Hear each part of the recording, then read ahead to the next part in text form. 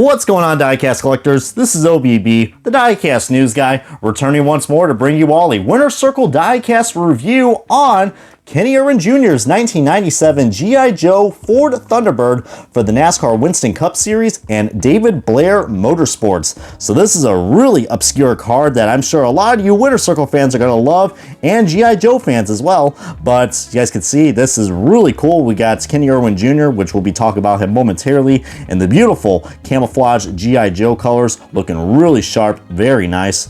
And on the back, we got ourselves the Hasbro branding and all the proof of purchases. You guys want to see that? So that way this car was made legally with all the copyrights and stuff.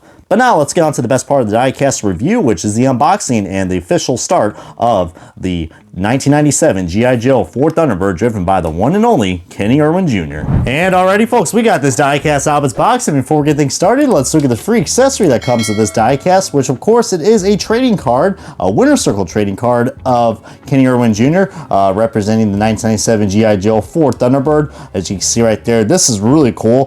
Just a simple card in general, just looks really nice. And on the back, of course, we do got, you know, the Hasbro branding and just a lot of cool stuff. So if you guys want to play the reading game, go right ahead. But let's take a nice little guess of what there's an error on this card. And if you guys want to know what it is, it has something to do with the owner. As you guys can tell, that this is not the owner was not Robert Yates. It's actually David Blair. So, but of course, the copyright on this actually from the packaging does say 1998. So all is well, ends well, I guess. But now getting on to the best part of the Diecast review, it is the Diecast, and man, what a cool looking scheme that we got right here. Just like the Robbie Gordon card that I just did a recent review on. This is one I had in my collection for quite a while. I want to say I got this all the way back either at Dover or Atlanta or Darlington when I went to my usual trips. Well, those were actually my one and off, my one and done trips that I did for the NASCAR Cup Series. But a very unique scheme, to say at the least, guys. I know a lot of people are looking at this and be like, whoa, this car doesn't have any headlights, this is weird. But as you guys can see, just like the trading card, I don't think this car actually came with headlights. And of course, when you get the usual comments are going to be like, well, of course NASCAR cars don't have headlights, you know. But you know what I mean. Really, really cool that we got right here. This is the first time we had the Hasbro branding joining with, you know, an alliance with an official NASCAR race team. This is one of the 3 cars that actually Kenny Irwin Jr. Raced in. As you guys know, 1997 was a pretty big year for him because he was actually able to be the Rookie of the Year for the Craftsman Truck Series, and of course a year later became the Rookie of the Year for the NASCAR Winston Cup Series. So already was a bright start for him. But yeah, I mean, you want to know how great Kenny Irwin Jr. was? I mean, of course, you know, he was good buddies with Tony Stewart before he came on board and decided to race stock cars. I mean, you guys can also learn more about the history of Kenny Irwin Jr., but man, let me tell you what, for a 4-race opportunity with David Blair Motorsports, this guy finished no better than 11th. Probably one of the best starts, one of the best careers that we have seen for the start of you know, rising NASCAR superstar. Which of course we all know what happened to Kenny Irwin Jr., which I don't really want to talk about. But if you know, you know, because we're just talking about this car right here. But the Ford Thunderbirds are such a classic in the Winner's Circle line. I always think about the Mark Martin Valvoline scheme. And, you know, feel free to comment below if you guys have any other Ford Thunderbirds that you like.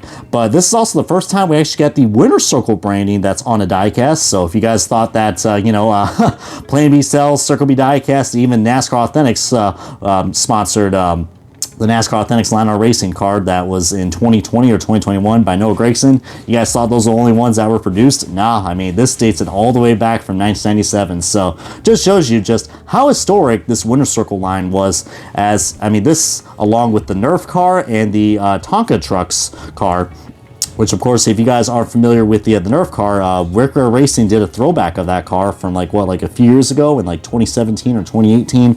So that was really cool. That one's probably my favorite because it really screams the 90s. But yeah, since Hasbro and Winner's Circles, they came up on board and they wanted to showcase all their different toy brands. And this was one of them. I think this is actually one of the last ones that they produced, which was raced at Atlanta Motor Speedway. But we got G.I. Joe with the camouflage, growing up as a military family, I definitely had some GI Joes in my collection. So how about that? Before you know, the guy that you guys all know and love, I usually, actually, believe it or not, I used to collect Nerf guns too. So, and that was in my one-off year when I stopped watching NASCAR in 2009. So, but you guys can see that this is definitely the cheaper model because there are different other versions of this. There are the Action Race Collectibles diecast, but this was in the retail. But you guys can see there's no you know, brands that will probably affect you know, the kid friendliness of this car, because you know it is a GI Joe car after all, and a Hasbro car. So there's no Budweiser logos, no Winston Cup Series logos, no, not even any Contingencies logos right here on the front, and even no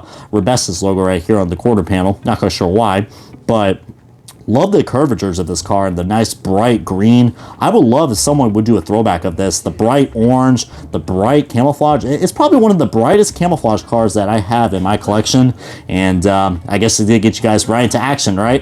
But on the back, you guys can see the Ford Thunderbird branding. Looks really cool. Winter Circle, just...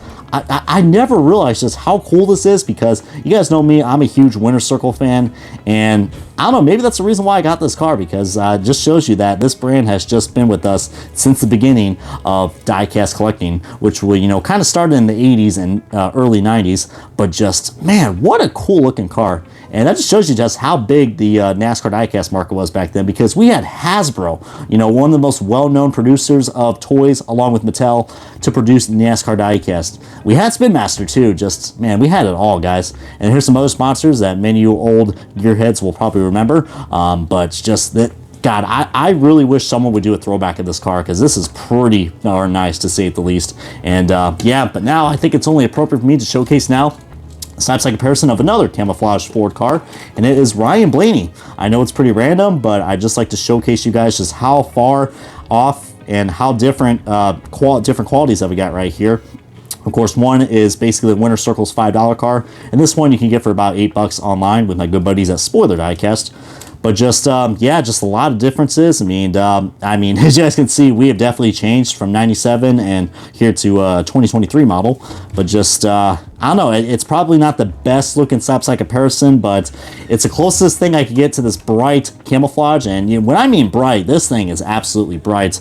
But they do have like hood open and rubber tire models as well as this. But you know, I found this at a flea market and I said, that's a cool car, I'm gonna go and get it. So if I end up, like, I don't know, giving this away to someone or selling it, maybe I'll probably pick up a better quality model. But heck, man, just to show you that even the cheaper models were even well built. And look at this, guys, there's even no windshield on the side, so you can definitely see the nice little features that we got with the steering wheel, all the different gauges. They really just put a lot of craftsmanship in what is considered to most a toy car.